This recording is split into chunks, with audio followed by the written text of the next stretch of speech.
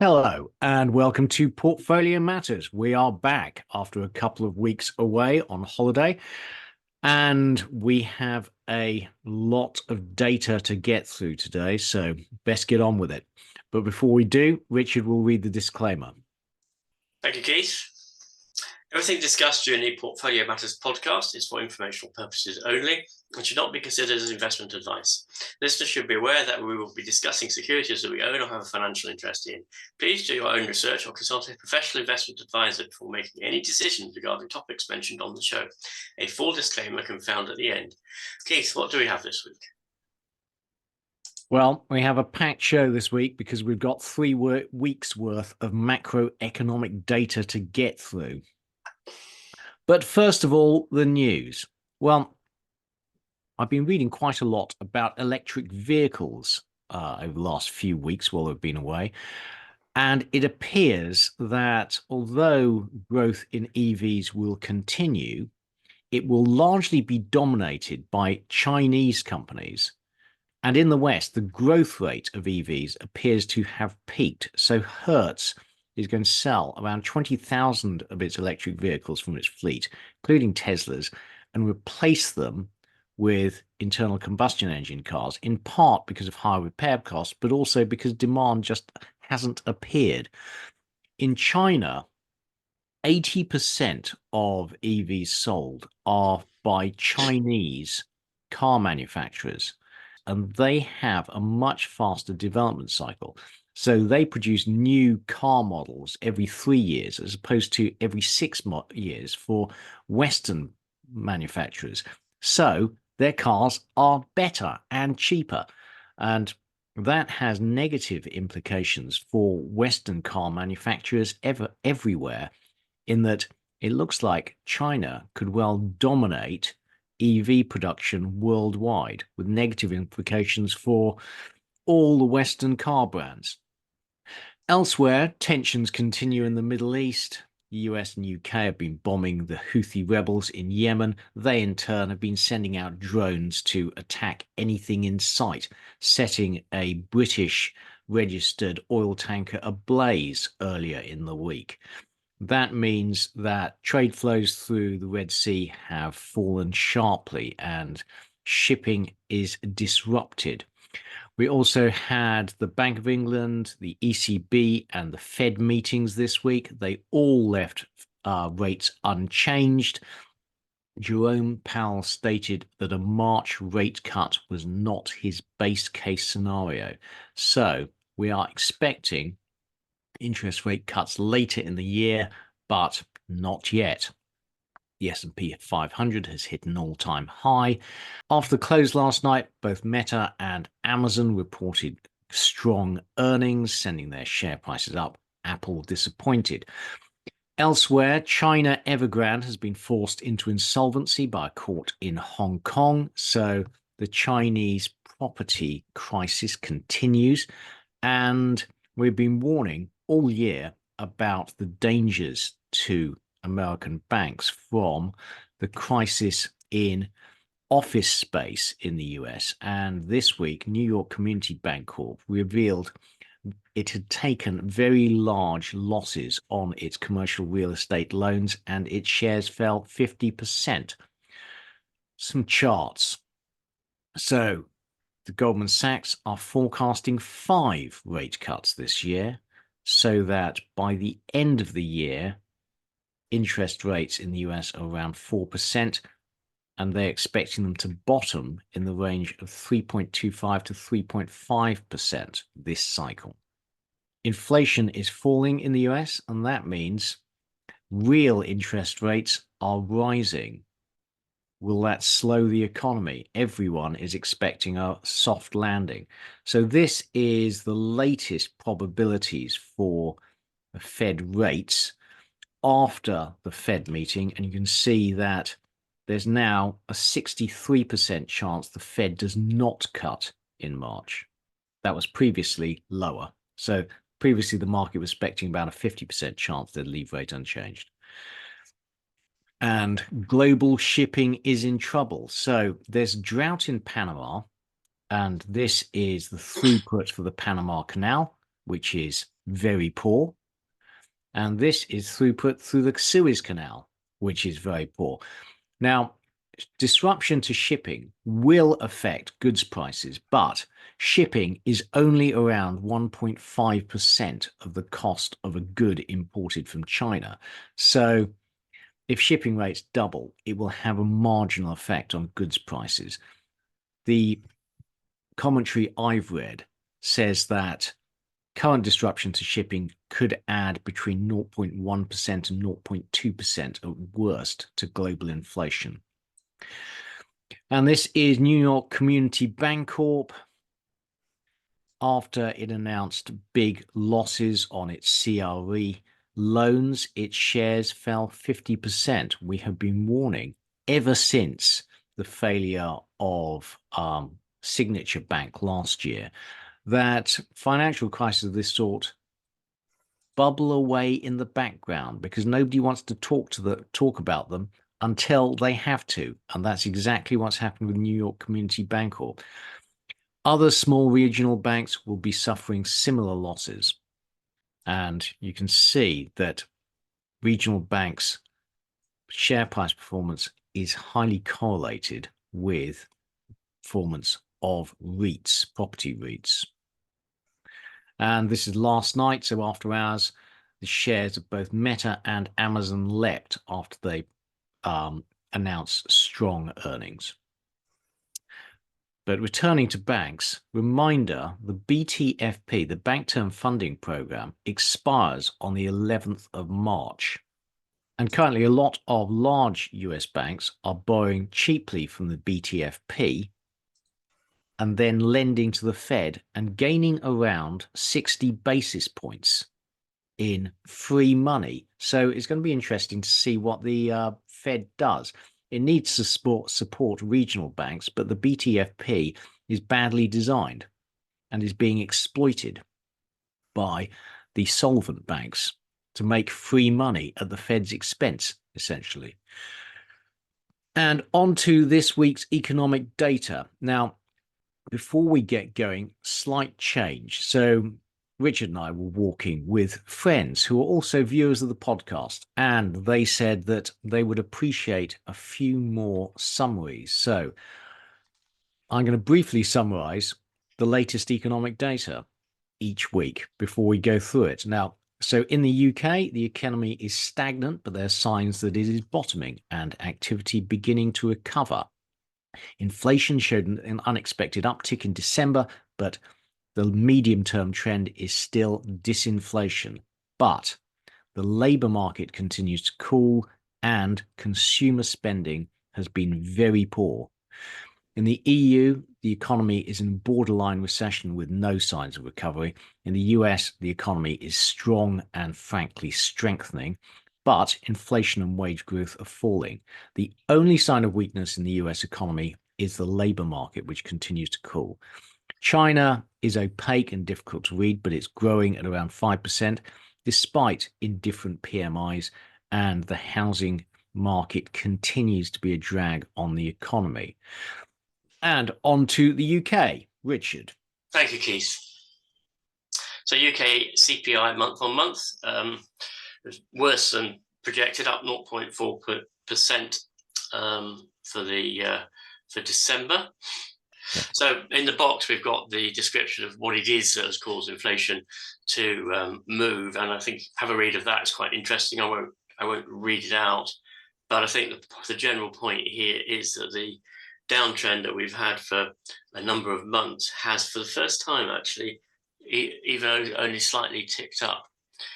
Yeah, which indicates, why the Bank of England is very wary about saying they're going to reduce interest rates.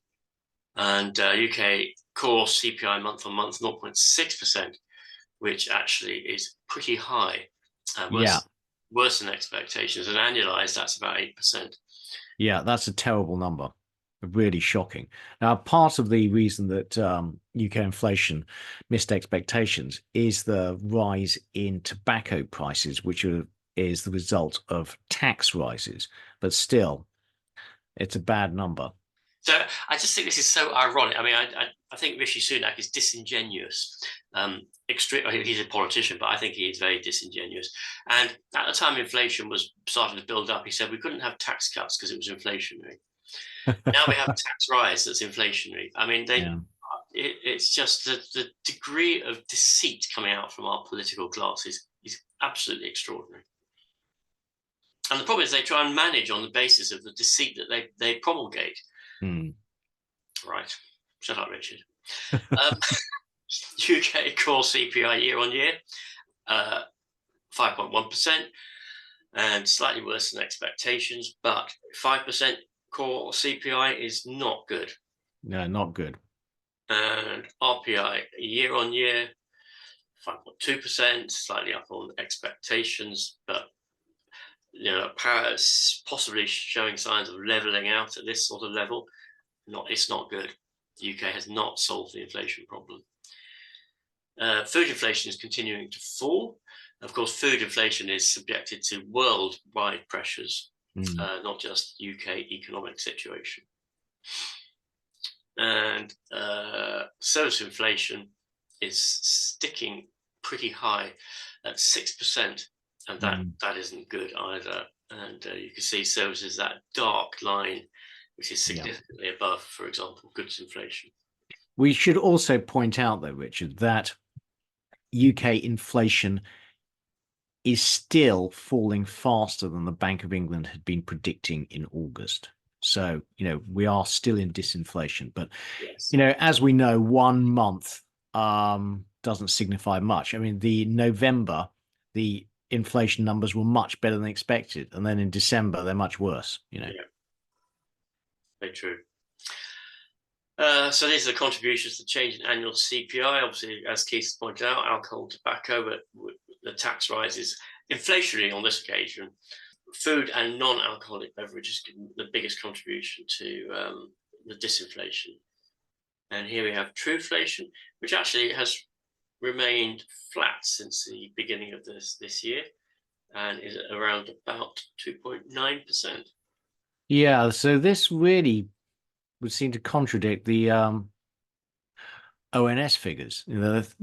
Truflation is showing that UK inflation is not picking up, frankly. Yeah. UK PPI input month on month, minus 1.2%, which is better than expected. So that's good. Yeah. Output PPI. Sorry, no, that's year on year, mate. Sorry. And UK PPI input year on year is at minus 2.8%, which is also good. And output PPI month on month, minus 0.6%, which is good, and signifies the low inflationary pressure. UK PPI output year on year around about 0, better than the consensus expectation. UK unemployment at 4.2% in November, which is very slightly better than expectations, flat in comparison. Yeah, but frankly, you look at this and you think that number's just wrong. Something has happened over the last 3 or 4 months. And, this experimental ONS data is revealing nothing at all. Yeah, I think you're right, Keith. It shouldn't be a flat line like that, should it? We know the ONS has got serious problems with its unemployment data. UK earnings growth, including bonuses, is at 6.5%, and that is clearly quite inflationary. And the trend is upwards, albeit quite annoying. Yeah, more on that in a bit. And excluding bonuses, 6.6%. So with still a sort of longer term upward trend, pretty high. So actually on that point, Richard, I downloaded the data directly from the ONS and I put together this series. And the point is, yes, when you look at the annual change, you get quite big numbers. But if you take the last 3 months, you'll see that actually growth has stalled. And, is that a positive? So, obviously short-term data can be misleading, but it would seem that for now, earnings growth has definitely peaked. And so if you compare the last quarter to the previous quarter, then including bonuses, you get annualized wage growth of only 0.8% Well, and it's interesting. annualized wage growth of 2.8% for regular pay. Yeah, interesting. We'll have to keep an eye on that. But what you're suggesting is that the rate of wage growth is slowing really quite quickly, Yeah. possibly. And actually, to preempt what we're going to show you people in a second, if you look at job adverts, they are collapsing. So it seems that the labor market in the UK really is slowing. So, just as a anecdotal evidence, I was talking to somebody yesterday, and who is looking for a job and is finding it surprisingly difficult, Mm, much harder than they thought they would. UK claimant count is for December was 11.7, 11,700, worse than expectations. I mean, the November figure was hugely revised, yeah. which makes you wonder, what is the veracity of this data? Yeah, no, absolutely. They always seem to revise this data and the HMRC payrolls data by huge amounts. Um, I think they should just, announce it with a bigger lag, frankly. yes, I mean, this sort of that retrospective adjustments are just unhelpful. Yeah. UK HMRC payrolls, a massive adjustment to the November numbers. December number is a big drop, Mhm. and consensus expectations was of the opposite sign. Yeah, I know, but the revision is so big. Yeah, You do suspect that payrolls contracted in December, but we'll just have to see what the numbers are when they come out next month for revision. given that HMRC have this real-time reporting that they're really pretty vigorous on enforcing, I don't understand why they have to make any revision at all. No, neither I do really I. don't. Yeah, absolutely. UK retail sales month on month, depressingly low for December. Actually, I think down 3.2%. I think is this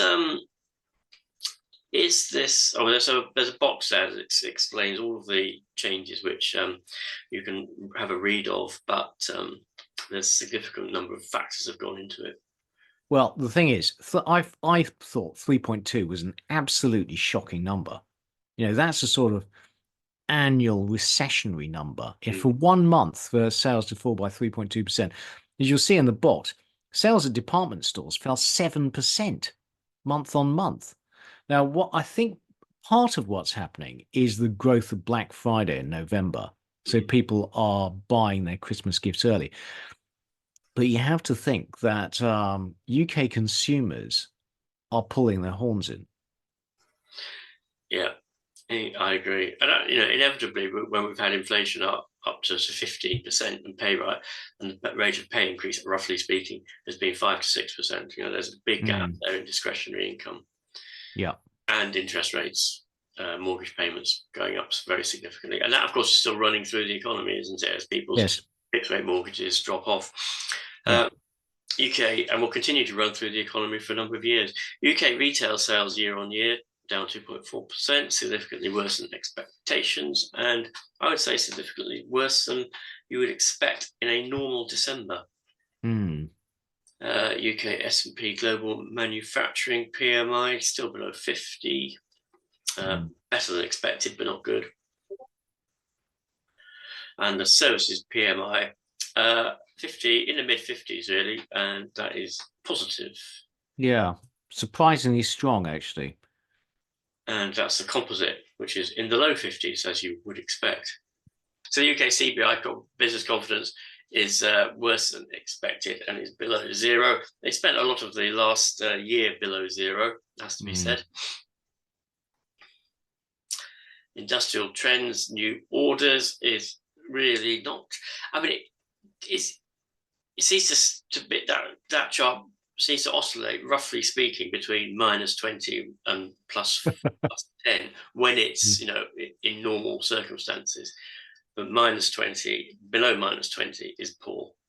Yeah, and I'd also contrast this with the S&P Global Manufacturing PMI, which showed manufacturing strengthening, whereas CBI is showing new orders falling quite sharply. How does that work?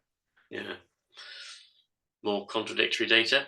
And the UK CBI Distributive Trades survey, consensus expectation was -18. Actually, it was -50. That's pretty dreadful. Yeah. Well, this corroborates the big fall in retail sales in December. Yeah. It seems to show that consumers are cutting back on discretionary spending. It does. And that's a continuing trend. UK car production, I don't quite know what happened in January, but in December, but clearly there's some sort of, I guess there's some seasonal thing going on there. Actually, no. There's so what appears to be going on, because I did look into this, is that over the last couple of years, there's been a lot of retooling Right. for new models and EVs. Right. And actually, UK car production has surged now that a lot of investment has gone in. Right. I was not expecting that, not after Brexit, but there you go. Well, that's good news. Let's hope Good it's news. sustained. Let's hope it's not EV car production, eh? Yeah. UK RICS house prices balance. A small revision. I think a small revision is perfectly acceptable. But nevertheless, it's this suggests a house price balance. I mean, what I'm trying to say is I have read recently that house prices appear to stabilize or start to be moving up again. The GfK consumer confidence, consumers are a bit more confident than they have been, but they're not desperately confident. And they haven't really been very confident, have they, since 2015. Yeah, but also like they spent 3.2% less in December. I don't quite understand. There's a difference between their behavior and how good they're feeling. Yeah. Bank of England consumer credit was a little bit down on expectations. The trouble with this graph is if you remove COVID, it's just got this sort of gentle cyclical oscillation, hasn't it? Yeah. Like it's in one of those, at the moment, it appears to be in one of those cyclical oscillations. So I think we need to see where it goes over the next few months. Yeah. UK mortgage approvals dotting around about that 50,000 level. Yeah. Low-ish. Yeah, low, but not catastrophic. Yeah. And month on month mortgage lending is actually quite low. Although we are talking December.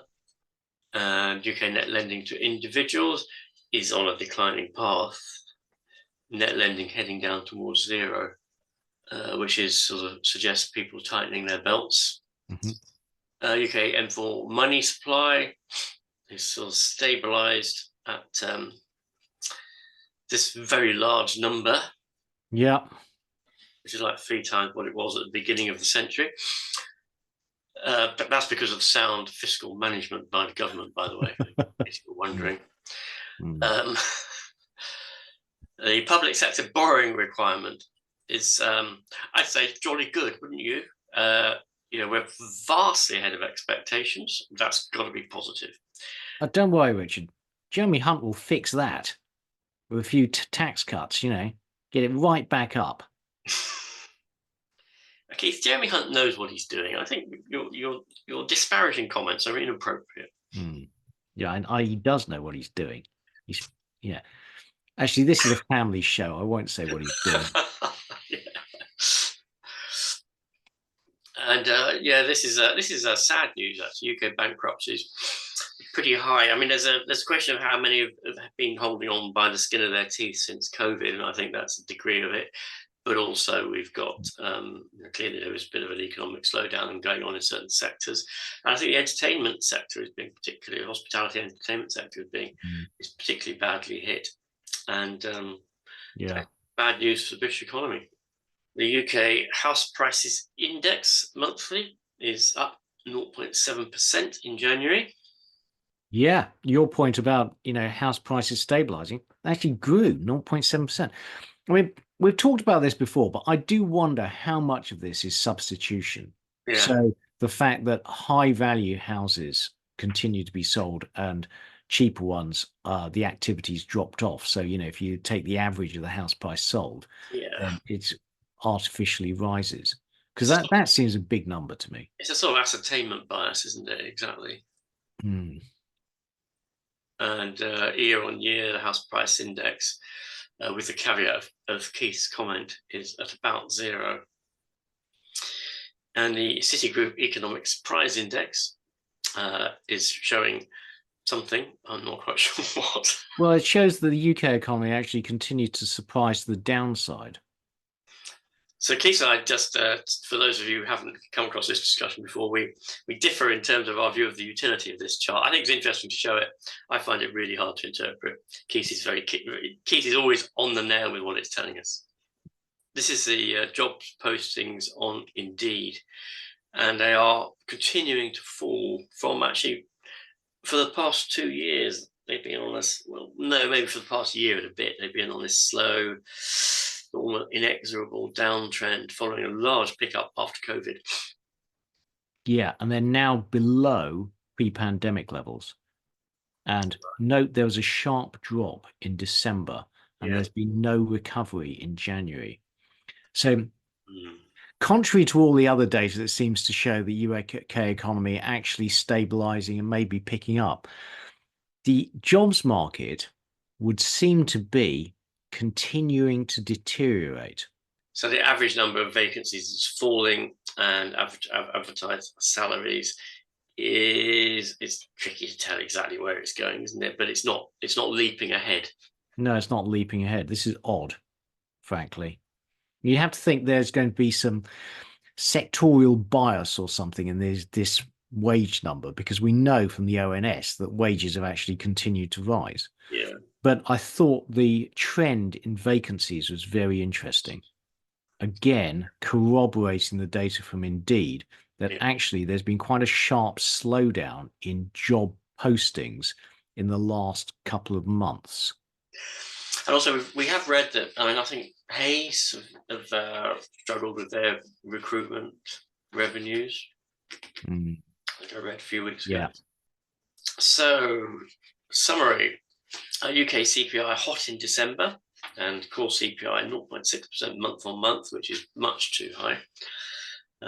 So inflation is likely to continue falling, and is falling faster than the Bank of England forecast back in the summer, as Keith correctly pointed out.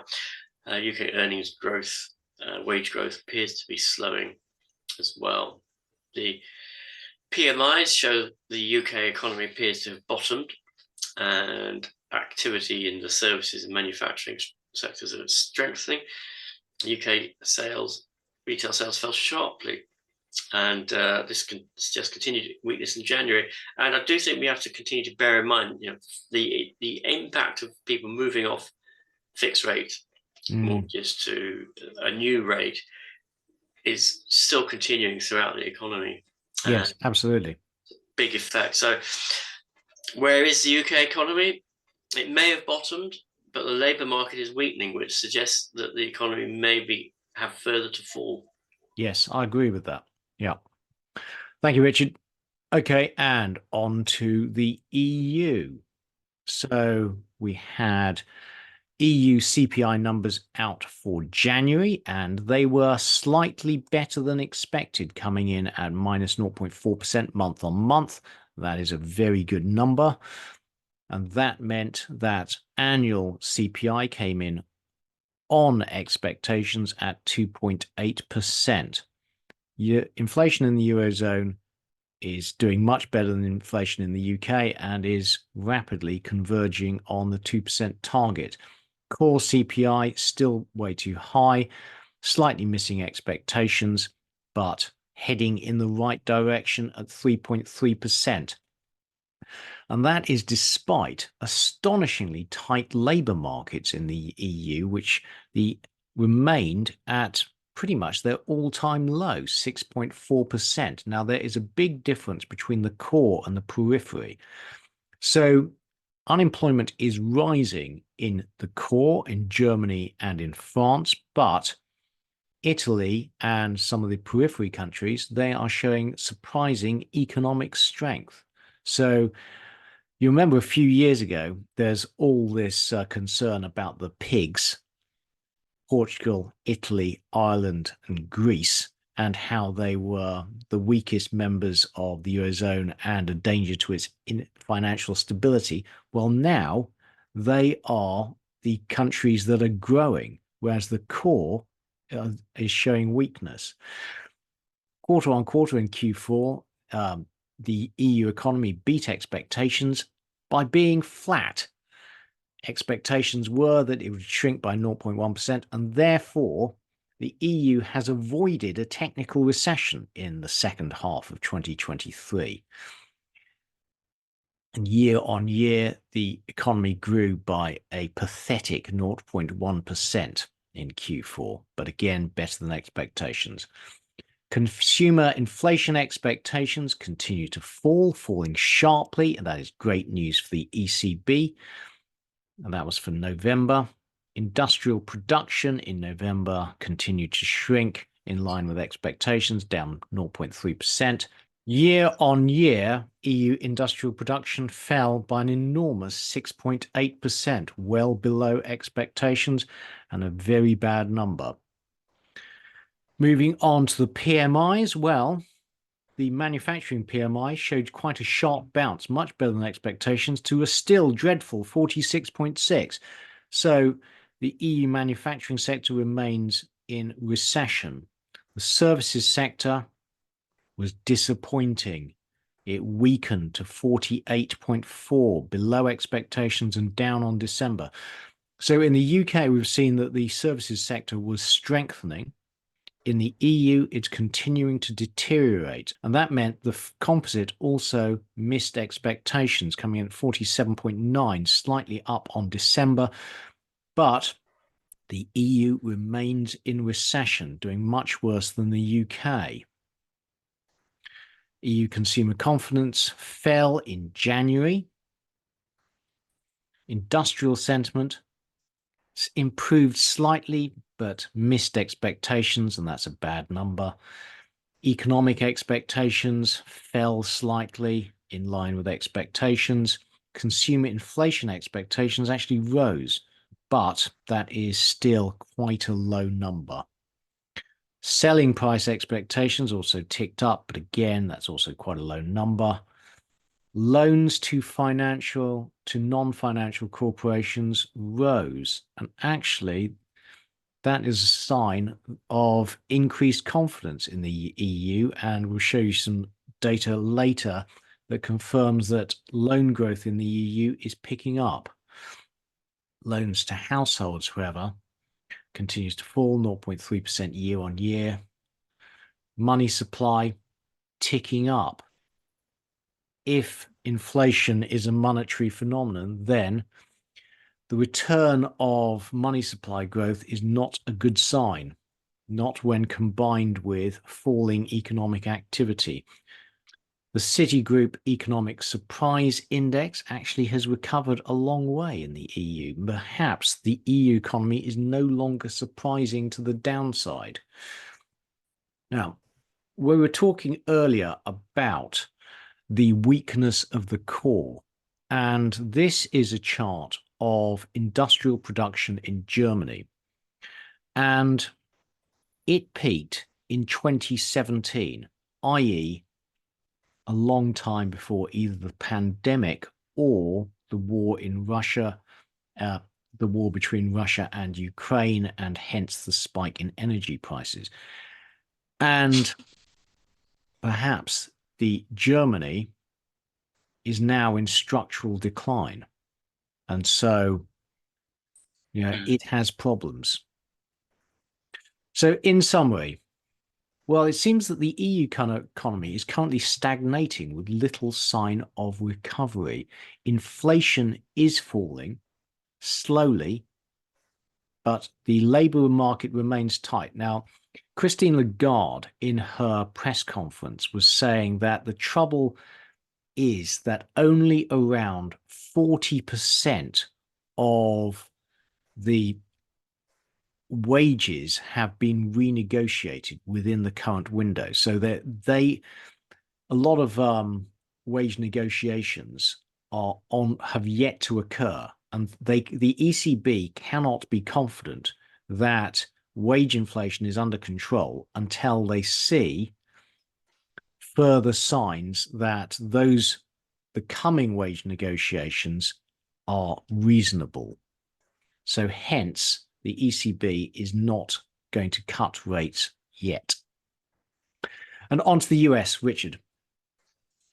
Thanks, Keith.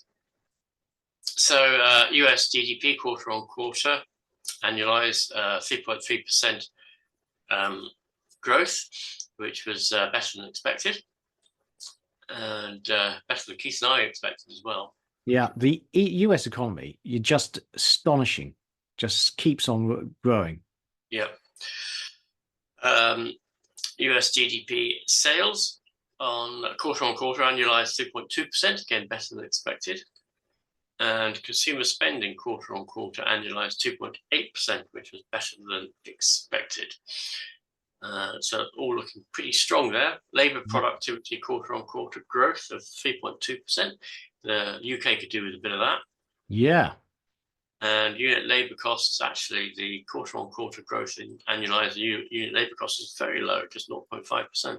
Yeah, because they've got productivity growth, mate. Yeah. They're amazing, actually. So the US inflation is coming under control rapidly because they're having decent productivity. Brilliant. US PCE inflation quarter on quarter annualized at just below 2%, and that is low and continuing to fall. Fantastic.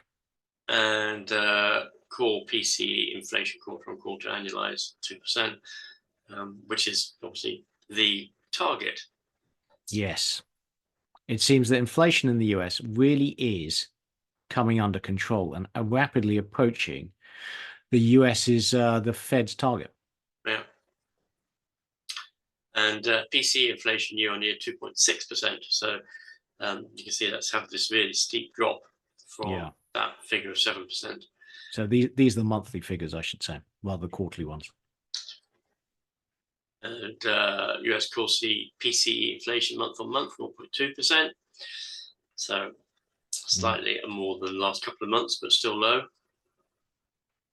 And core PCE inflation year on year, 3%. Sorry, 2.9, mate. No, I'm just rounding. But okay. 2.9%. So that is also continuing to fall quite rapidly. This is core PCE over different time frames. So we've got a 3-month annualized, 6-month annualized, and a year on year. And you can see actually that the rate of inflation is falling faster over that short term, which suggests that going forward, the rate of inflation is going to remain low. Okay, so each month we cover both PCE and CPI inflation, and you see that PCE inflation in the US gives a more optimistic view of inflation than the CPI. So what is the difference between the two?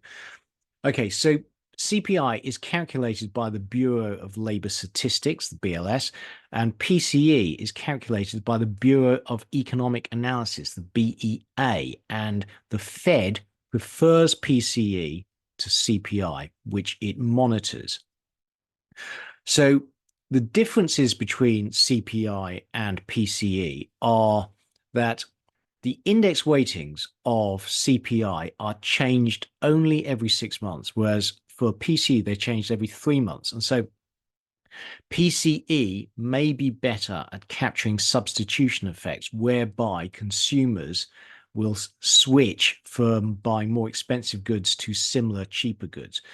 CPI also just looks at urban consumers' out-of-pocket expenses, whereas PCE looks at urban and rural consumers' total expenditures, including expenditures made for them by third parties, included, i.e., healthcare providers, etc.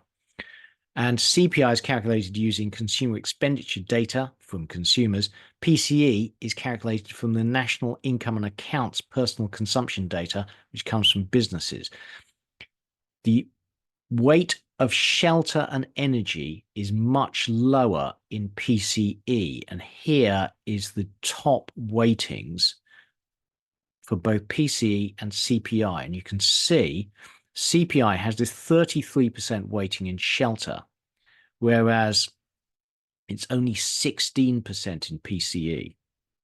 Bottom line, PCE is a broader definition of inflation than CPI and is the Fed's preferred measure. CPI has a big weighting for shelter, which is constructed in an absolutely ludicrous way and is a big lagging indicator. And the reason that CPI is staying elevated is simply because of owners' equivalent rents, which we know lags by at least a year. US personal income month on month. Actually, it's pretty stable, isn't it? 0.2 in April, but 0.3%. So that annualizes at around about 4%. Yeah, but the thing is, as long as you have productivity growth, this is absolutely compatible with a 2% target. Yeah. And we have 3.5% productivity growth. So US personal expenditure month on month, 0.7% in December. Decidedly different to how the UK looks.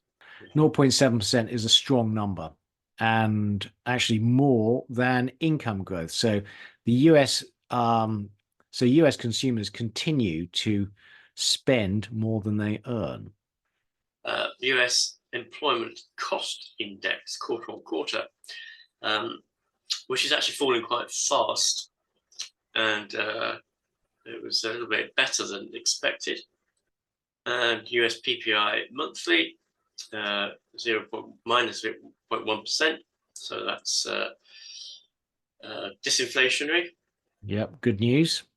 US PPI year on year 1%, which is well within the Fed's target. And US core PPI month on month 0% for third month running. And year on year 1.8%, again within the Fed's 2% target. US import prices month on month unchanged. And year on year import prices down 1.6%. So all these numbers looking disinflationary. Yeah. Neutral. Yeah, absolutely. US export prices month on month down 0.9%. Those are quite chunky drops actually the last 3 months. You analyze that, you get 10%. You get more than 10%. You get 12% drop in export prices, which can't be good for UK exporters. US exporters, yeah. US export prices year on year, actually picking up or dropping down, where should we look at it, to minus 3.2%. But if you annualize the last quarters, you're going to get a much bigger drop. US industrial production month on month up 0.1%. November number was revised down, notice. Yes. And year on year, it's slightly above zero, really, but it's not negative. I think that's the key thing. Yeah. US retail sales month on month, 0.6%. So that's looking quite good for December. Year on year, 5.6%. Yeah, strong. US global manufacturing PMI at 50, which is a sort of neutral level. Yeah, but the important thing is it's bounced back into expansion territory. Yeah. And global services PMI is picking up a little bit from where it was a couple of months ago. Nothing huge about that. And there's the composite, which is looking nicely above 50, actually. Precisely. ISM manufacturing PMI for January, nearly neutral. So is it starting an up wave? Question. and the manufacturing employment is in a noisy downtrend, and it's still in that noisy downtrend. US new orders actually looking pretty positive. Yeah, big bounce. ISM manufacturing prices paid, bit of an uptick there. Yeah. Now, before we go through this, Richard, so what we've seen from there is that both the S&P Global and the ISM manufacturing PMIs showed an uptick in activity. The S&P Global manufacturing PMI showed that manufacturing was expanding. The ISM showed that activity was improving, but that manufacturing in the US remained in recession territory in January. But we're now going to go through some data from individual Fed surveys of the manufacturing, and they show a really different picture. So this is the Empire State, so that's manufacturing in New York, and that is a shocking fall, down minus 44, well below expectations. Well done on December. The Philly Fed, minus 10.6, not great. Richmond Fed, deteriorating, minus 15. Dallas Fed, deteriorating, minus 27. So, again, contradictory data. Kansas Fed, minus 70. The individual Fed surveys of manufacturing in the US show a completely different picture than do the PMIs. No idea. We've commented before, haven't we, on the amount of contradictory data that is knocking around the system, and it does make it very hard to put together a consistent picture. So US consumer confidence sentiment is rising. The Michigan survey is rising pretty rapidly, and as is the current conditions survey, again rising pretty rapidly. US consumers feeling increasingly confident. Yeah. And the consumer expectations, again, rising rapidly, back into pretty much normal territory. 1 year inflation expectations, this is going to be music to the Fed's heart, because it's continuing to drop, albeit noisily. Music to the Fed's heart, that doesn't make sense, does it? But you know what I mean. I know what you mean, Rich. The US Michigan 5-year inflation expectations now dropped to 2.8%. And the US jobs openings, now that is continuing its steady downtrend, but it's pretty high. You know, we leapt post-COVID.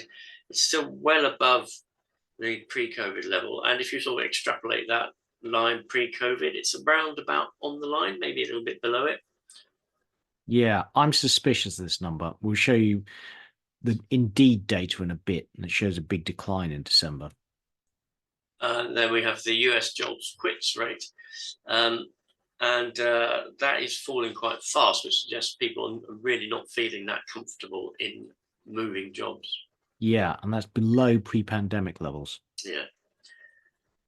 And the job hires is also falling pretty fast, and continuing to fall. Yeah, it did tick up in December, but yeah. Yeah, layoffs and discharge rates, that's very low. So the quits rate shows us there's not much of a premium. So there is no longer much of a premium for switching jobs. So which means employers are really not particularly hunting for recruits to fill positions. So the differential in pay is smaller. There's much less incentive to quit for another job. Hence, quit rate drops. But that also suggests that there is a slowdown in the employment market. Yeah. And the US ADP employment change is pretty stable at this sort of 100 plus a little bit level.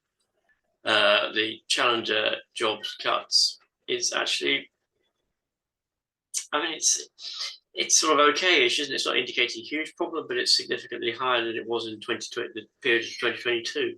Yes, ticked up a bit. Yeah, nothing dramatic there. The US Conference Board leading index month on month was down 0.1% in December. Well, it's still indicating a recession, Richard. Yeah. Obviously, that hasn't happened yet. The National Association of House Builders Housing Index probably bottomed, possibly making a slightly noisy upturn. US building permits is showing that the residential construction market is not unhealthy. I agree. That's a perfectly reasonable number. US housing starts has it's dropped, and it's leveled off at around about 1.3 to 1.5 million. Still a good number. Yeah. And US new home sales, similar comment really. It's dropped from that sort of frantic peak in COVID times, but it's stable at what is a decent number.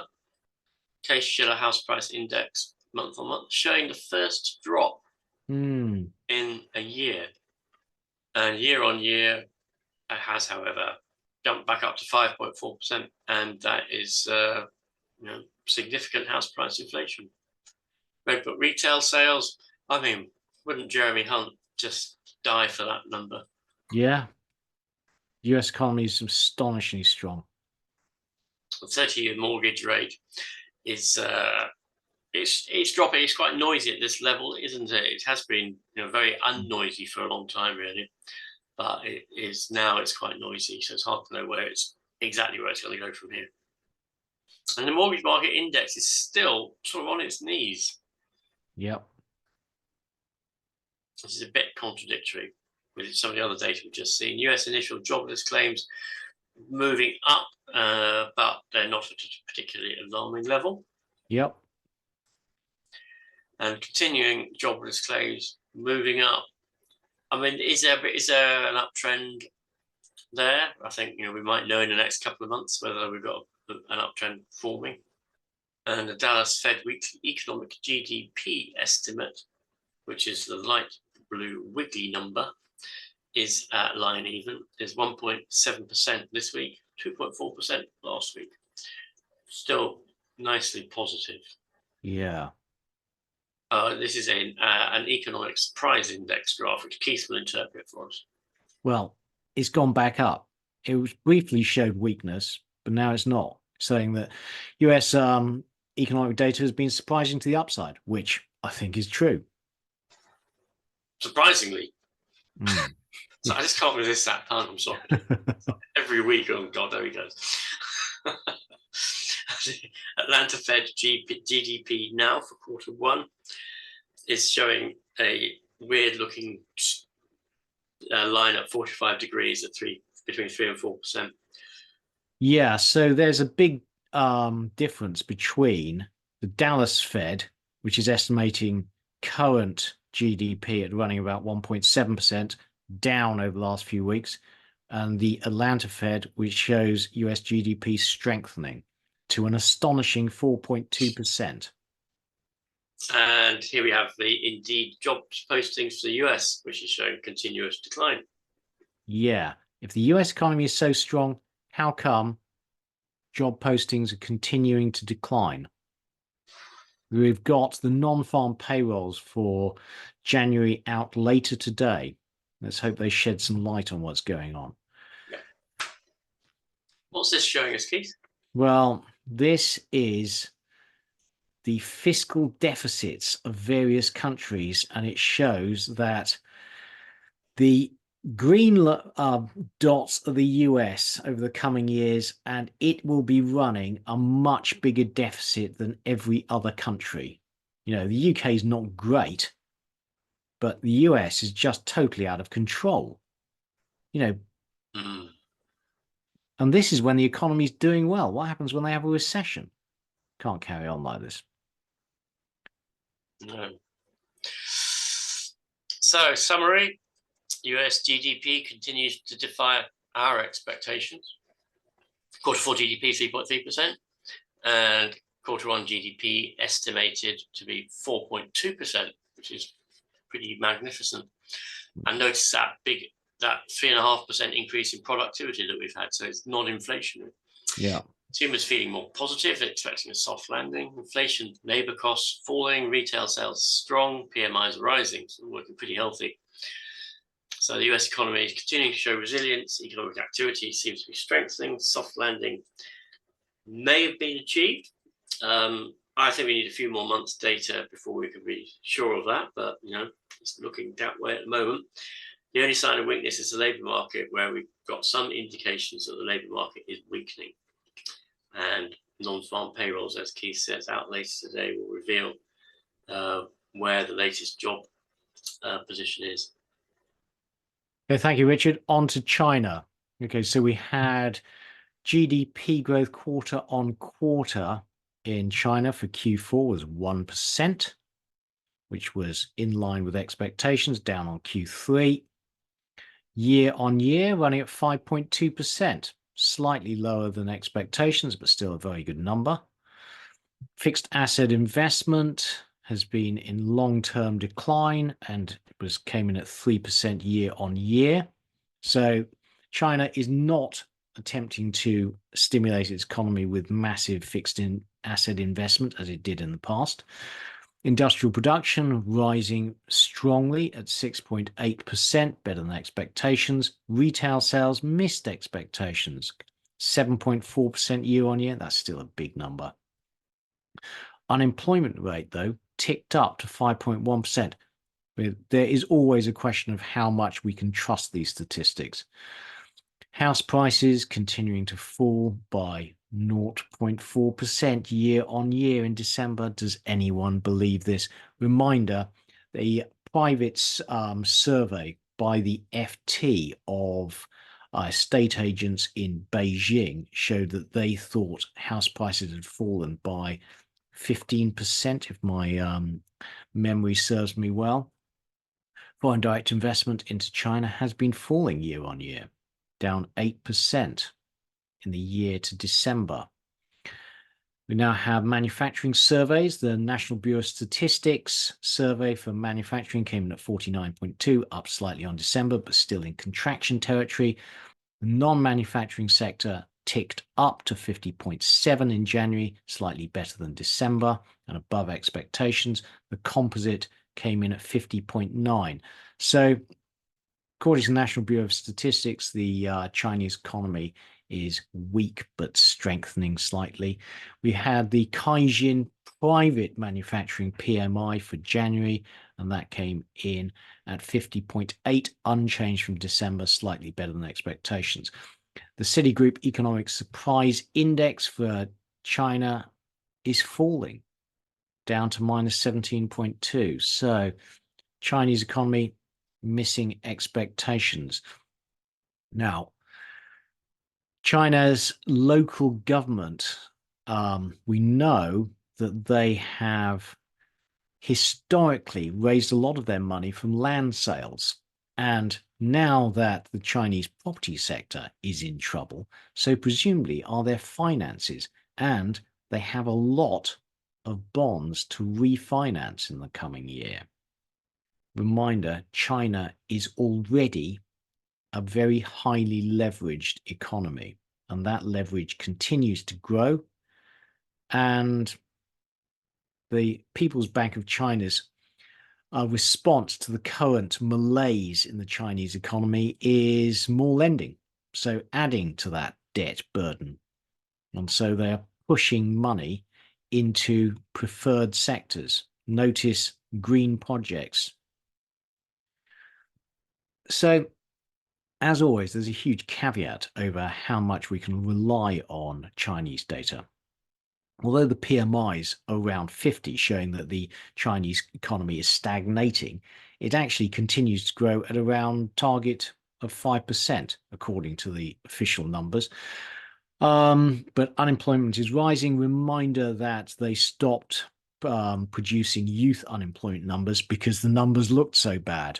So it's very difficult to gauge the real strength of the Chinese economy, but the Hang Seng index is falling, and that's not a great sign. And onto one chart. Now, throughout last year, we were concerned with US consumers and their financial position. We knew that they had saved up a lot during the pandemic. And the question was, when would those excess savings disappear? Well, Bank of America have come out with yet another upwards revision. They now think that as of December, there are 800 billion of excess savings still in the US economy, and that it would support consumer expenditure throughout 2024. Reminder, the San Francisco Fed had previously thought that excess savings ran out in around June last year. They then revised up their estimate of excess savings, saying there was still 400 million left as of September, which would mean that excess savings would run out by the end of Q1 2024. So who to believe? But excess savings in the US seems to be the gift that keeps on giving. And on to Inflation Watch. So we have had quite a lot of new numbers. So we had the UK inflation numbers for December, and they were very disappointing. So UK CPI ticked up to 4.0% and core to 5. And core was unchanged at 5.1%. RPI fell slightly to 5.2. In the EU, January numbers were reassuring. So CPI fell to 2.8%, core to 3.3. German inflation numbers for January showed a fall to 2.9% and core down to 3.4. Japan seems unable to sustain inflation. So December CPI fell to 2.6%, core to 2.3%. Now, we've also had all the monetary policy meetings with various central banks for January. The next ones will be in March. Reminder, markets expecting that the Fed is likely to keep rates unchanged in March unless there's a significant deterioration in the labor market. So this is US inflation and various measures of it, and you'll see they're all coming down. Global inflation has now averaged 2% over the last 3 months. So everywhere, inflation is coming down. The question is, will it recur? But we have shown you that PPI input and output measures everywhere remain very low. So hopefully, inflation should continue to fall. The Atlanta, if you look at the data from the Atlanta Fed, its wage tracker, and just look at the 6-month data, change in wages, you'll see that you get much better numbers. Wage inflation is slowing rapidly in the US. But as inflation falls, so interest rates unchanged at 5.25% in the US become more restrictive. Now, the question is, how restrictive are they? Depends on your estimate of inflation. So if you look at Fed funds minus core CPI, it's not that restrictive currently. If you look at the expected 10-year inflation rate, again, not that restrictive, but 1-year break-evens, more restrictive. What is certain is that real interest rates are rising as inflation falls. We talked earlier about the difference between CPI and PCE inflation, how a big component of CPI is shelter, and that is the shelter measure used in CPI lags enormously. Well, actual rents are falling, they're negative, and that means CPI inflation should continue to fall over the coming year. More on US wages, and you'll see that compensation of civilian workers was running at about 3.5% annualized. in Q4. So again, wage inflation in the US coming under control. Now, talking about Japan and its inability to create inflation, well, that could be tested because look at this chart. By 2040, Japan is expected to be short of 11 million workers. Now, so far, an aging population has been deflationary for Japan. And we've had this debate many times about whether an aging population should be inflationary or deflationary. Well, the next few decades should teach us more about that. We'll be watching Japan. US trueflation is 1.4%. Nothing. So, inflationary pressures would really seem to be dying in the US. UK, reminder, we've shown you this earlier, but 2.95%. We'll show you energy prices later. Energy prices, gas prices in the UK are falling. That should also be deflationary, disinflationary. So in summary, inflation continues to fall everywhere despite tight labour markets. The high inflation print in the UK in December is hopefully merely a bump in the disinflationary path. On to recession watch, Richard. Thank you, Keith. According to the Bureau of Labour Statistics, US layoffs and discharges are not high or rising, which is obviously not indicative of a recession. This is contrary to the Bureau of Labour Statistics. This is an article on Zero Hedge where companies have been announcing lots of layoffs. And well, there's a question mark there, I guess, isn't there? Is the BLS slightly out of touch with what's really going on? Some of these are big numbers. Yeah. Citigroup, 20,000. I think, of course, the announcement is not the same as a layoff, is it? Yeah. There's going to be a lag. Yeah. But still, these are big numbers. They are, aren't they? And they suggest that these companies are really having to look at their cost base. I mean, just go back to that chart, Keith, one of the things we noticed was that US export prices are dropping at about 10% year on year. Yeah. And it may be that revenues are coming under a lot of pressure.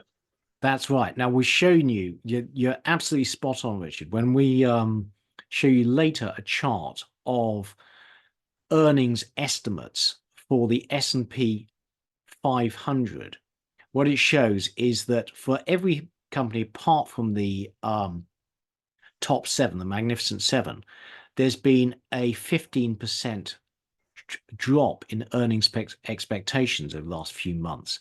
So earnings are under pressure and companies are finally responding by laying people off. Californian unemployment rate is now 5.1% and rising. And that is, that's definitely one to watch, isn't it? It suggests a lot of these high-tech businesses are laying off their Now, the question is, according to Twitter, California is a leading indicator. Not sure, but still, that is a pronounced trend. It is, isn't it? And 39% of US states have triggered the SARM rule, which is, remind me what the SARM rule is, Keith. SARM rule is a recession predictor, which says that recession ensues when long-term unemployment rises by more than 0.5% from its cyclical low. Well, that's interesting, isn't it?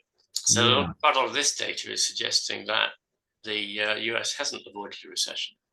Well, the dangers of recession are rising. Yeah. Savings are contracting as a percentage of national income, and US house delinquencies are rising, which is odd in context of house prices. 12-month change in 12-month credit flows, the credit impulse is very negative, and that is a strong recessionary signal. Question, has it bottomed? 14% of all US commercial real estate loans, 40% 44% of office loans are in negative equity, which is awful lot. And what was the name of the bank yesterday that New York Community Bank, wasn't it? Yeah. Basically, his share price halved when it announced that it has severe exposure to losses on its commercial real estate book. Yeah. It won't be the only one. Yeah, absolutely. And reminder what a negative equity means for commercial loans is that the value of the property is lower than the value of the debt. So this chart shows that average work weeks for manufacturers are being cut. So that's the grey line, an inverted right-hand axis. So manufacturers are reducing working hours, but they're not yet reducing workers. How long can that continue? Generally, the two lines are well correlated. Yeah. And a lot of commercial real estate losses have still to be taken because basically banks are trying not to take them for obvious reasons. And this is an example of someone who bought an office building that lost 70% of its value in 3 years. And that is, I suspect that is not an uncommon example. Yeah. And it's actually worse than that because the face value fell by 70% in 3 years, but they also refurbished it. So their actual loss will be much more than 70%. Yeah. It is ugly though. It is, isn't it? Yeah. Very angular. So, we've got some strong data coming out of the US, and we've got some weak data coming out of the US. And we've got the state level data showing that unemployment levels are rising and dangerously in 39 of the US states. So 39% of the US states, mate. Sorry, 39% of the US states. So the jury is out. Okay. Thank you, Richard. On to types of US bankruptcy. Now, I saw this on Twitter. US bankruptcies are rising. These are Chapter 11 bankruptcies. And you'll see here that it says, if you look at the number, you're talking about 850 bankruptcy filings. These are monthly data. If you look at other commentators, they seem to agree that there's been a rise in bankruptcy filings, but the numbers are different, 700. So who's right? And what is a Chapter 11 bankruptcy? Well, let's go through all the different bankruptcy codes with data from the US courts. So this is actual official data, but it's quarterly.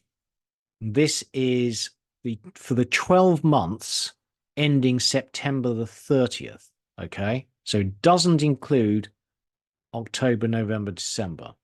So these are Chapter 7 bankruptcies. And Chapter 7 bankruptcies are basically company goes bust, there's no repayment plan, the company ceases business, and creditors receive the proceeds of asset liquidations. So it's a straight bankruptcy.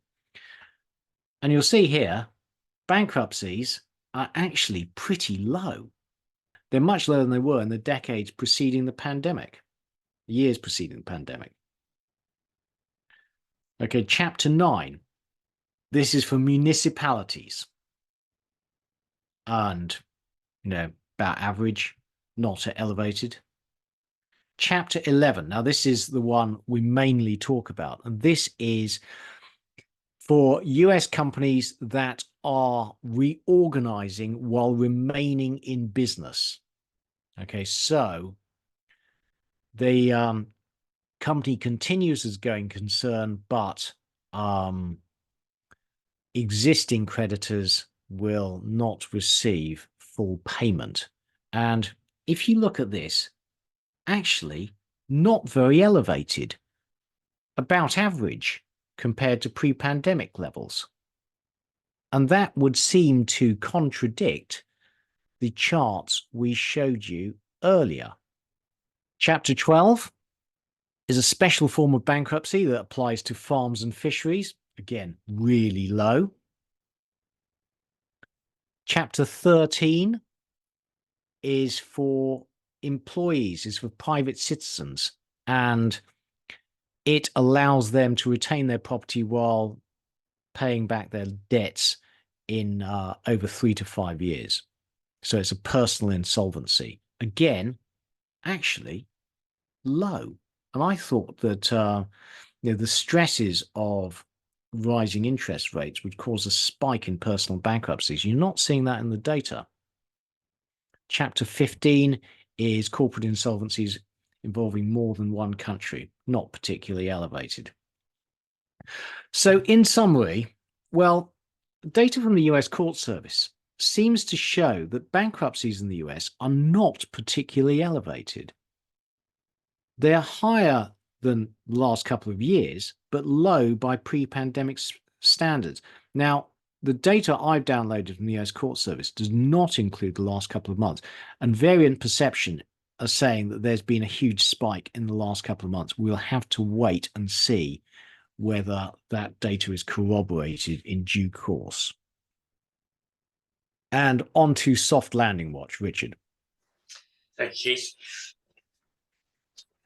So South Korean exports are rising again, having been negative for quite a lot of 2023. Yeah, and that's meant to be a bellwether for the world economy. So yeah, and a sharp rise though. Global manufacturing PMIs appear to have bottomed and are turning up, and the services PMI, as you can see, never particularly went very far below 50. And Eurozone credit flows appear to have bottomed as well, which means that the negative credit impulse should be over. And the easing of financial conditions has been extraordinary. And they're now at the same level as they were in the mid-2022 when interest rates were 3 percentage points lower. So the economy is running on very light, loose financial conditions, despite the rise in interest rates. Yeah. This is a US True Financial Conditions Index, and they are having plummeted actually far lower than any of the previous recessions prior to the 1980s, are now rising quite sharply. Mm. Now, US house prices are rising, but the median sale price is down from its peak. That's interesting, isn't it? Yeah. And size of new single-family homes. What's this one saying, Keith? Well, so in order to try and explain how the median house price is falling, but house prices are rising, well, it's in part because home builders are building smaller homes. So this still doesn't properly explain it, because that is not a 17% drop in the size of the house. No. Yeah, there must be a substitution effect where people are moving to cheaper areas within the US, net migration, as well as smaller homes. Yeah. But interesting. And the US is forecast to escape recession by a Wall Street Journal survey of economists. Yeah. Now, as you know, we trust economists. Well, they did so well last year. Implicitly. Yeah, like us. Sorry, like me anyway. So what's the consensus? Well, there is a consensus that the US economy is heading for a soft landing. And global manufacturing activity suggests that the slowdown has reversed. Yeah. But everywhere, the only negative sign I can see for the world economy is that labor markets are continuing to loosen, and actually finally, as inflation comes under control. Reminder, inflation is revenues for businesses. So higher inflation means higher revenues for businesses.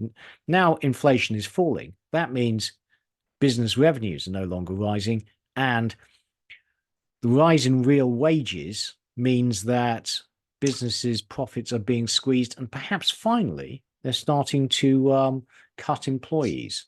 You're certainly seeing. Gone. Yeah, you may be right, Keith. I mean, I guess we're dealing with a lot of different parts here. If you, I mean, China it has all sorts of economic problems and is not well. The US looks like it's quite well. Europe, I think, is not well. The Yeah. UK is not well. Parts of India, I think, is probably quite well. And Southeast Asia is probably quite well. So I suspect we're dealing with fairly different circumstances and fairly different situations in different economies. And when you sort of aggregate it all together, you get a mishmash, which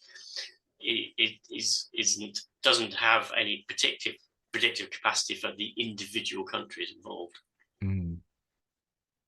And on to US natural gas. Or the lack of. Well, actually, they've got loads of it, US. So, okay, I did these numbers before I went skiing, but they're kind of roughly correct. So, US natural gas costs around 32 euros a megawatt hour, which equates to around $10.30 per million BTU. UK natural gas costs around $10 per BTU. US natural gas costs around $3.30. And actually, it's fallen sharply since then. So, conclusion, US natural gas prices are about a third of those in Europe and the UK. But the US is building an awful lot of LNG export facilities. Now, you've seen in the news that Joe Biden has actually paused on permitting new LNG licenses, export licenses, but that won't affect this chart because these are all under construction already. What he's done is he's stopped permits for extra ones in addition to these. And you'll see that in 2024, a whole load really come online so that US LNG export capacities will go from around 12 billion cubic feet a day now to around 20 by the end of the year, and then head on to 24 billion by, what's that, 2028? So that will mean higher demand for US gas and plentiful supply of LNG cargoes around the world. So the implications are that the gap between US natural gas prices and European natural gas prices should close. Now, potentially, that is good news for US natural gas prices and good news in that they will go up, and extremely good news for UK and European consumers in that our gas prices should fall towards US ones. So that would mean good news for US gas producers, gas prices rising, potentially bad news for US gas consumers. And this is why Biden has paused further permitting, because he's concerned about the possible impact of rising US gas prices on US consumers. However, the commentary I've read suggests that actually US natural gas prices are not expected to rise that much because the US produces just such vast amounts of gas that it can easily afford to export the extra. And in fact, what it is likely to do is to allow shale gas drillers to exploit gassier areas of the shale basins because they know that they will be able to sell the gas. So it's likely to be better news for European and UK gas consumers in that their prices should come down, and the price of US gas is not expected to rise that much. But if you believe that US gas prices are going to converge with European ones, and reminder, that is not consensus, that's not what I expect to happen. Well, these are a list of the top 10 US natural gas producers, and rising gas prices should benefit them. On to other charts, Richard. Thank you, Keith. So young people are increasingly being priced out of the housing market. And this is a situation in the UK and the US. And basically the affordability of property is property is becoming less and less affordable for young people. And it's a real problem in my view. Yeah, I completely agree. You've seen that they're forecasting the UK population will hit 70 million by the end of the decade on higher immigration. We're just not building enough homes, is the bottom line. We don't have the infrastructure for it. We don't have the education, the health, social services. We simply do not have the infrastructure for that rapid population growth. Well, I would also say, Richard, that, and this is one of my personal bugbears, is that idiot George Osborne, when he increased stamp duty on more expensive houses. I mean, basically, all the houses are now in London are in a higher tax bracket, so nobody moves. So when you get older and your children leave home, nobody moves, even though they might have 2 or 3 spare bedrooms. So if we had a more sensible tax policy, people would move house. Young couples could find the house appropriate to them. As it is, nobody moves because the tax policy is so stupid. I mean, the tax position in this country is an absurdity. But how we've got ourselves into a huge mess. Yeah. It's far too high. It's sufficient. It's high enough that it's squelching the economy. And we probably need to work to get their tax rate down by a good 10%, not 10% of the tax, 10% of GDP. And that's going to be incredibly difficult to do. Yeah. Our moronic politicians over the last 25 years. No exceptions.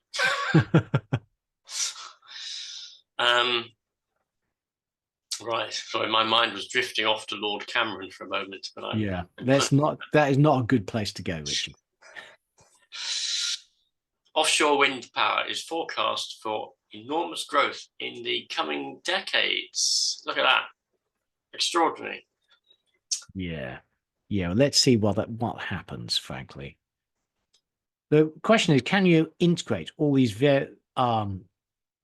intermittent offshore, intermittent renewables into the grid? I'm just not sure how you do that. I think in 60 or 70 years' time, people will look back in astonishment. Yeah. And in order to invest in all this, you need interest rates low, basically, because these are very low return projects.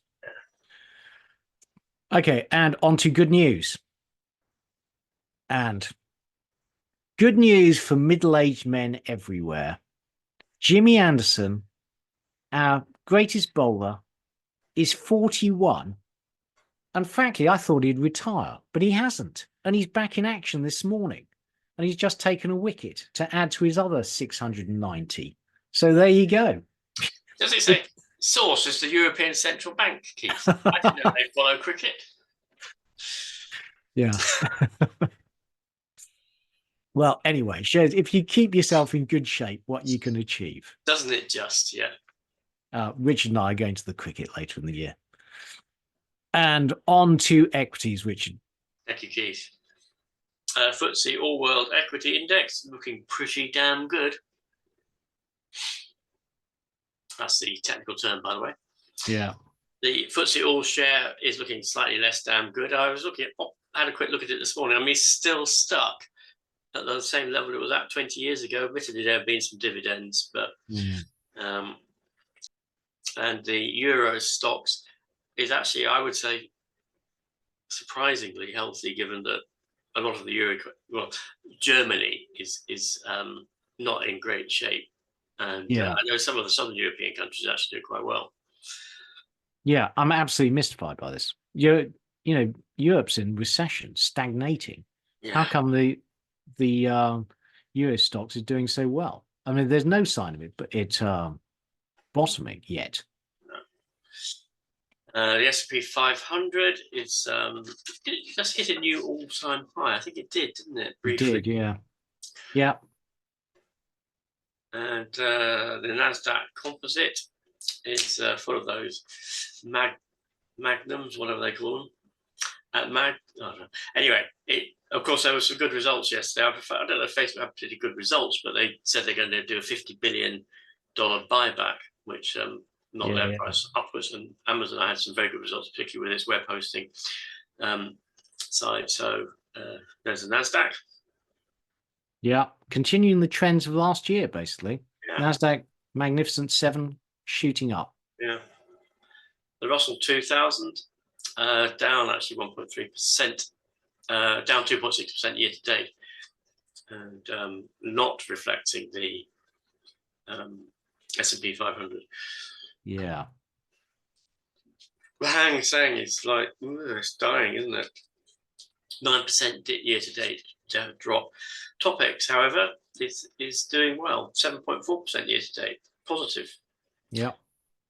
Bitcoin is sort of plateaued really for the last few months. At what I see is a very reasonable price. GBP, pound against the dollar, pretty much flat over the last couple of months. And the euro is actually falling against the dollar, which means the pound is going against the euro. So those of you who fancy European holidays, now's the time. Mm. And the dollar index is about 103. You see, this is a broad 100 to 107 range, isn't it? And it's just dickering around in that range at the moment.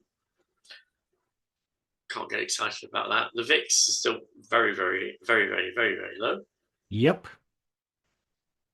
And equity markets do appear to be disconnected from the economy. So equity markets are aware. I mean, we have discussed the dichotomy in data with the US economy.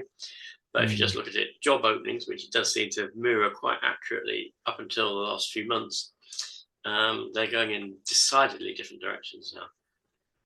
There we have the Magnificent 7, fourth quarter earnings per share revisions. They've done jolly well.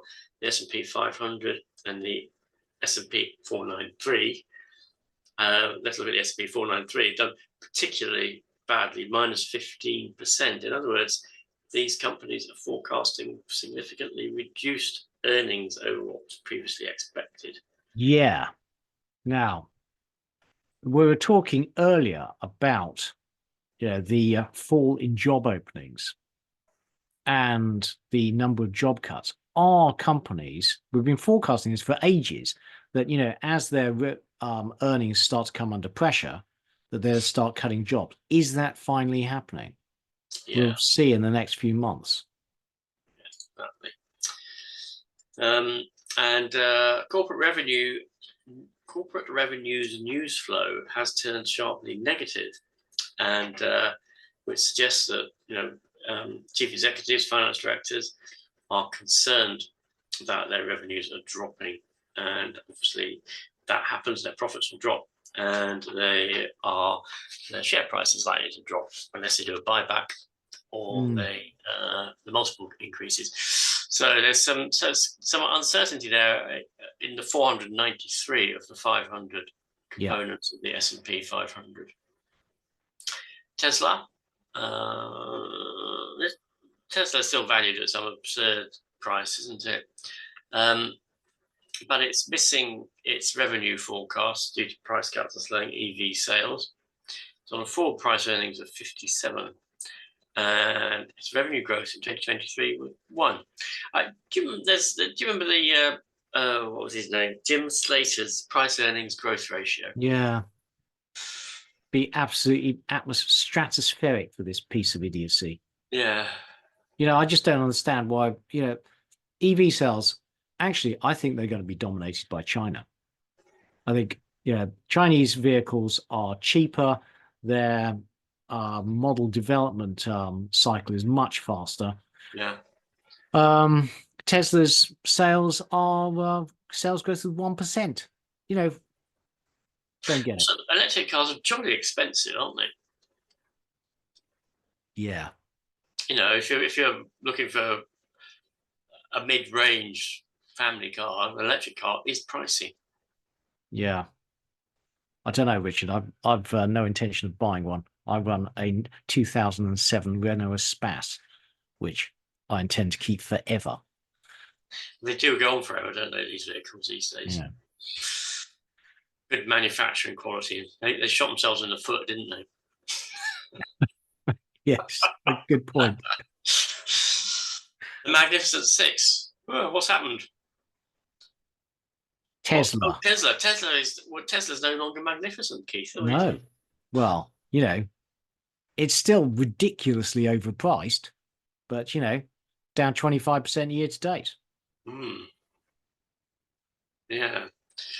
So the S&P 500, as we said, has hit a new all-time high. The Russell 2000 is 20% below its recent peak. So, and of course, the S&P 500, one of the reasons it's all-time high is the Magnificent Seven, excluding Tesla. So, there's a big dichotomy, isn't there, in the valuations in US companies and in what's going on in the US economy, probably. And you don't want to be an energy investor like Keith, because energy is not doing terribly well, but its day will come. Yeah. Well, the last decade, it's been the worst investment. Shit. Even gold's done better than energy. The cost of buying a put is pretty much at an all-time low, so the market is incredibly complacent at the moment. And tech valuations, well, they're not unprecedentedly high. They were much higher during the dot-com boom, but they're still very high. And when you look at their range over the last 20 years, well, US equities, including the Magnificent Seven, are above the top of their range. So are in the top 10% of their earnings range. So is it time to buy Chinese equities and sell US equities? Well, we don't know, but Casey's going to do it for us. No, he's not, actually. I'd say, I'm not going to buy I'm not going to buy US equities, but I'm certainly not going to buy Chinese ones either. I have done a my worst trade on my sole purchase of a Chinese company, which was a company called Asian Citrus. And it was meant to be producing orange juice for the Chinese market and, growing lots of orange trees, etc., etc. And it was on a PE ratio of 2. Well, it wasn't actually on a PE ratio of 2. The account said it was on a PE ratio of 2. The reality was there were no fruit trees. There was no business. It was all a huge fraud. And, frankly, I just don't think you can trust Chinese companies. Unless you have an independent court system, how are you going to enforce your economic rights? Does anyone invest in China? Anyone invest in Chinese companies? Do they ever see a dividend? Answer: no, they don't. No. It's all, nonsense. Anyway. Okay, so I take it back. Casey's not going to be testing it for us. No, he's not. But if anyone would like to, yeah. On to commodities and new policy of adding a few summaries. So, in summary, the data this week are going to show that energy prices were generally weak, with the sole exception of uranium, but even uranium is down from its peak. Industrial metals were generally weak, apart from tin and ferrovanadium, both of which showed unexpected strength. And in precious metals, gold and silver were up slightly. PGMs dead as a dodo. So energy commodities. So this is Brent. Actually, despite all the disruptions in the Middle East, Houthis setting a tanker on fire, etc., etc., over the last couple of weeks, all this data is since the last episode, then Brent's actually fallen 0.3%. WTI up 0.3%, but, no signs of a bull market in oil prices. And if we look at data specific to the oil market, well, very interesting. Over the last 3 weeks, there's been actually a big drawdown in US oil inventories. So, including the SPR, fall of 27 million barrels. That's a big number. And excluding the SPR, 29 million barrels. So the US market is undersupplied. Also, US oil production fell by 200,000 barrels a day. And that is almost certainly due to the disruption of the winter storms, which shut in various shale oil wells. And the Baker Hughes rig count is down 2 over the last 3 weeks. But the long-term outlook for oil demand looks pretty good for me. So this shows oil consumption per capita, and the x-axis is GDP per capita. The y-axis is energy consumption. As companies get richer, they consume more energy. China and India, their energy consumption is expected to double, quadruple in the coming years as they become richer, and that should support oil demand and oil prices. And the IEA keeps on underestimating oil demand. Everyone thinks it's going to peak. It doesn't. So these are our forecasts, and they're always forecasting it's going to plateau. And then next year, when they make a forecast, they have to revise it upwards. These are EU natural gas prices, down 10% over the last 3 weeks. Great for European inflation and European consumers. UK, the same, down 10%. US natural gas prices collapsed after the winter storms. That is a terrible number. Coal, terrible number, down 11%. Everywhere is trying to eliminate coal from the mix. As natural gas prices fall, you would expect more substitution of coal for natural gas. Coal continuing its long-term decline. Uranium had a good week, good 3 weeks, up 8.1%, but has it now peaked? Let's put that in Let's put that in long-term perspective.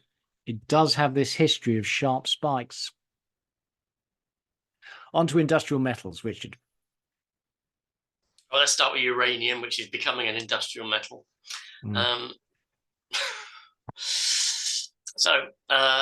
Aluminium, used in the production of nuclear reactors, is fairly steady.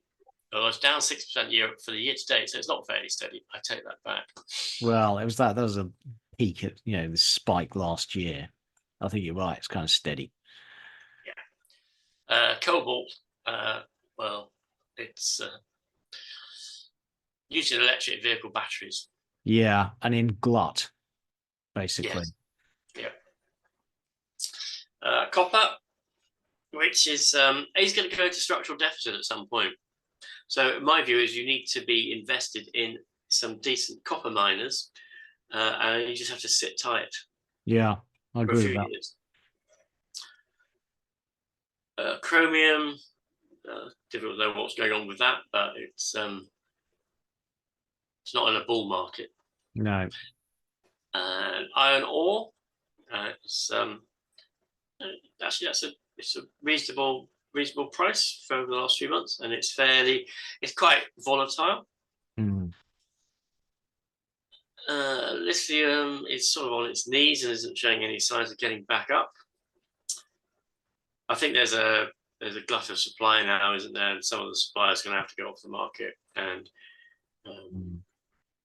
yeah, and maybe then prices will start to pick up again, but it's a little bit of a longer term thing. Neodymium, despite the fact that it's being used in all these offshore windmills, the price is low and staying low. Nickel, apparently there's a glut of nickel on the world market, and Indonesia is putting too much nickel out. Yeah. That's why the price has fallen so much. So I read the other day. Yeah, and cobalt is a byproduct. Hence, there's a glut of cobalt. Yeah. I didn't know that. Yeah. They find them together, do they? Yeah. We have tin, which is doing okay, up 7% on the week, 2% year to date. Ferrovanadium, it's just not going to go anywhere now, is it? I mean, its usage in steel, I suspect, is pretty stable. The ferrovanadium redox battery, I think, is not going to become the chosen large-scale storage method of the world. Zinc is just oscillating in that range that it's been in for the last 6 months. And precious metals. So gold has actually started off, I would say it started off the year quite well. For price change, it doesn't look much, but it's lost that sort of large volatility that it has had. And it's in the mid, around about 2050, and it's sort of bumping around its all-time high. Silver is still in that big sort of range that it's been in for the last 8, 9, 10 months, and it's pretty volatile. There's platinum, which is also oscillating around a sort of standard, and rhodium is pretty much unchanged for the last 6 months. Dead. Yeah.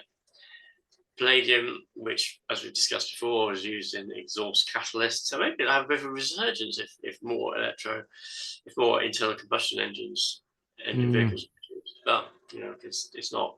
Yeah. 20% decline year to date. We did have this big spike in December, so yeah. Okay, thank you, Richard. On to interest rates. So this is the UK yield curve over the last few months. So the blue line is now. It's actually, you've seen rises over the last month as some of the optimism about early rate cuts has faded.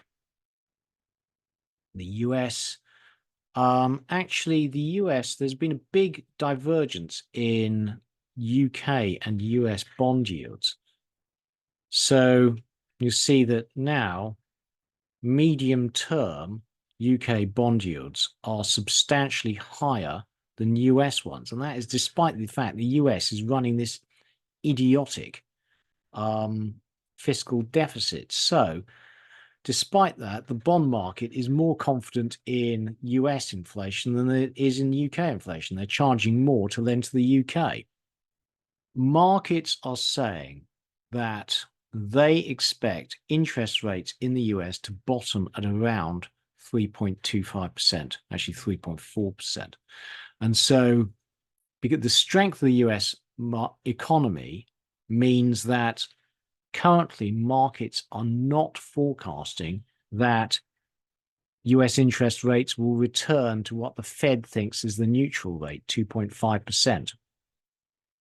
That's why bond yields are so high. But corporate bond spreads are really low. So the lowest they've been for years. So despite, high interest rates, nobody expects a rise in corporate insolvencies. And corporations are taking advantage of the benign credit conditions to issue loads of debt. So in the first 18 days of 2024, 150 billion of corporate debt was issued, a record. Now, QT, the Fed is meant to be doing QT, but actually over the last 3 weeks, it hasn't been. We will be doing next week, in response to a request from a viewer, Andy, a piece on repo and reverse repo, and the Fed is rapidly running down the reverse repo facility, which is pumping liquidity into the market. And so as the amount of liquidity it's pumping into the market from the reverse repo facility starts to fall, so it doesn't need to take as much liquidity out via QT. Okay, on to bond yield. So this is the UK 2-year. It's pretty stable over the last few weeks. 10-year has risen rapidly, having fallen sharply in the latter part of last year. The 30-year has been absolutely terrible for me. So from its lows, rising very sharply and just coming back off, thankfully. US 10-year, stable. German 10-year. The Eurozone, to me, I think is in trouble. It looks to me like the German economy is in structural weakness. And the Germans have admirable fiscal discipline. So the fiscal deficit will not be rising to compensate for that weakness. Interest rates are high. There's very little sign of the Eurozone economy recovering. Inflationary pressures are coming down. I'd expect bond yields in the Eurozone to come right back down again. Italian 10-year, Greek 10-year. Concluding comments. Well, the trends of 2023 appear to be continuing into 2024. Equities, particularly US equities and the Magnificent Seven, are strong. Energy commodities, industrial commodities, platinum group metals are all weak. The US economy remains strong. The rest of the world shows some signs of bottoming. Inflation continues to fall. Richard, how have you been doing? Yeah, so gold. In my view, gold and silver are holding up nicely, and the mining shares that I own have remained fairly steady. They're quite volatile actually, but they haven't moved very much despite their volatility. Obviously, uranium is doing well, and uranium mining shares are doing well. So I'm a slightly good start, slightly good January, if you like. But nothing, I would say. I'm just continuing to sit on my hands with the positions that I've got. I'm not changing anything. Yeah. And that's what I've done. I haven't made any purchases, haven't made any sales. And I've got a couple of copper miners, and they are not doing particularly well because the price of copper is quite weak. I'm just holding those, as I said, I'm holding those for the longer term. Yeah. But that sort of summarizes my position. How about you, Keith? Well, I've had a totally shit January, frankly. It's my underperformance last year continuing, very depressing, down 8.8% year to date, although, last couple of weeks have not been so bad. Basically, long bond yields have sold off, and I am trapped, frankly, in a failing trade. This is, I've played the cycle, and I had, doubled down expecting to be bailed out when the cycle turns. And basically the bottom line is the cycle is just not turning. So if I stay in this trade, I will get inflation plus 1.1%, which so currently yielding about 4.2, 4.4%. And that would be absolutely fine. What I can't afford is for that yield to keep rising, because if you buy long-dated gilts, then you don't actually receive anything until they mature. You have to sell them in the market. And if the price of the market falls, then I'm not receiving that 4.4%. I'm actually receiving whatever the change in the market price is. And so if you look at, T68, you're getting best part of 4.3%. Now, almost all of that is tax-free because it comes as a capital gain. Now, and that is actually, as a private citizen, that is bloody difficult to beat. If you have dividend income, you're paying 45% tax if you're in a higher tax bracket. So, I think if you want to protect your wealth, then bottom line is you can do it now by buying index-linked gilts. But you'll see that almost got back to flat in mid-December, and then I've had a terrible sell-off at the start of the year. Has it bottomed? I really hope so. Inflation is coming down. At some stage, the Bank of England starts cutting rates, and then you hope that as short-dated bond yields fall with interest rates, so people go further out on the curve, to lock in higher bond yields, and that leads to rising long bond prices. So, yeah, even though this trade is working, I'm rather stuck in it. I don't want to sell and crystallize a load of losses, because I think that as the inflation falls and the Bank of England cuts rates, I should get bailed out. But this has not been a good trade. It hasn't worked. And when I'm out of this, I will do my worst trade. But it could yet go very badly against me. In fact, even worse than it has done already. And it's gone pretty badly so far. But reminder, this is the long-term chart of T68. And I get obsessed about it every day. But the reality is, these are trends that last years. So when inflation expectations come back under control, it peaked at 330. It is now at 65.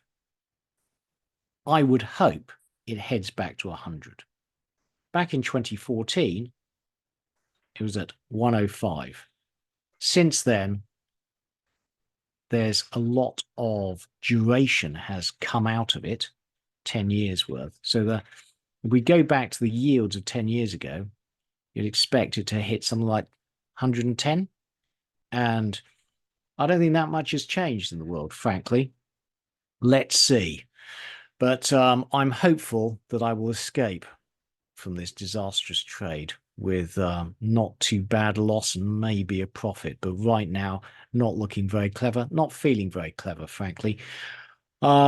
And hopeful that we do get a slowdown in the US. We are certainly, in the UK, we're certainly seeing slowing labor markets, and slowing labor markets should mean at some stage Bank of England, Fed have to cut rates. The more the labor market slows, the harder they cut rates. All that's good for me. Okay, thank you all for watching. Thank you. Please, can you press like and subscribe to the channel?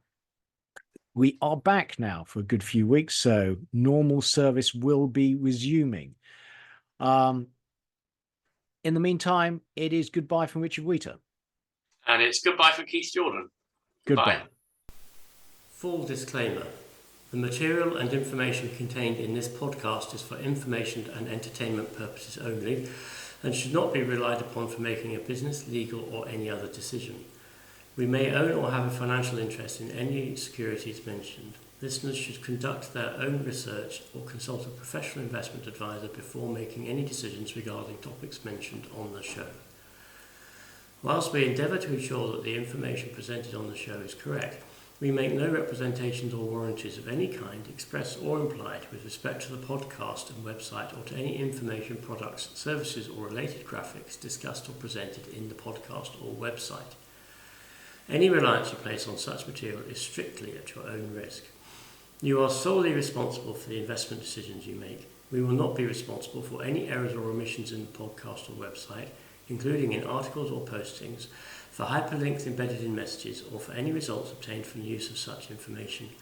Nor will we be liable for any loss or damage, including consequential damages, if any, caused by a reader's reliance on any information provided by the podcast or website. Please do not listen to the podcast if you do not accept self-responsibility for your actions.